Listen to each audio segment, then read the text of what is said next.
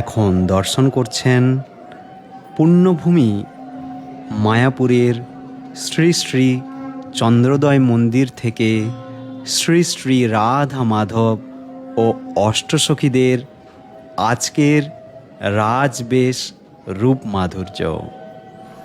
কলিযুগের এই অশান্ত সময়ে যখন চারপাশে কেবল অস্থিরতা, তখন শ্রী ভগবানের এই দিব্য শ্রী বিগ্রহের দর্শনই আমাদের একমাত্র পরম আশ্রয়।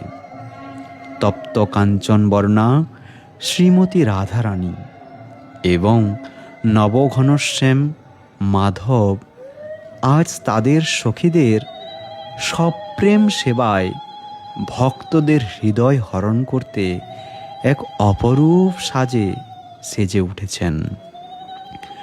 এই নয়ন অভিরাম রূপ যেন আমাদের আত্মার তৃষ্ণা মিটিয়ে দেয় এবং অন্তরকে ভক্তি ও শান্তিতে পরিপূর্ণ করে তোলে।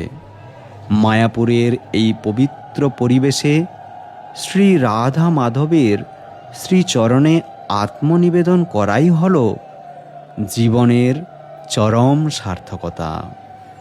আসুন আমরা সকলে মিলে কায়মন বাক্যে এই দিব্যরূপ দর্শন করি এবং পরমেশ্বর ভগবান শ্রীকৃষ্ণের কাছে কায়মন বাক্যে প্রার্থনা করি আমাদের প্রতিটি শ্বাস যেন কৃষ্ণ ভাবনাময় হয় এবং আমাদের জীবন যেন সর্বদা তাঁর সেবায় নিয়োজিত থাকে। হে কৃষ্ণ করুণা সিন্ধু দীনবন্ধু জগৎপতে গোপেশ গোপিকা কান্ত রাধাকান্ত নমস্তুতে। জয় পঞ্চতত্ত্ব জয় পঞ্চতত্ত্ব পঞ্চতত্ত্ব জয় পঞ্চতত্ত্ব। জীব জাগো জীব জাগো, গোরা চাঁদ বলে, কত নিদ্রা যাও মায়া পিশাচির কোলে। ভজিব বলিয়া এসে সংসার ভিতরে, ভুলিয়া রহিলে তুমি অবিদ্যার ভরে।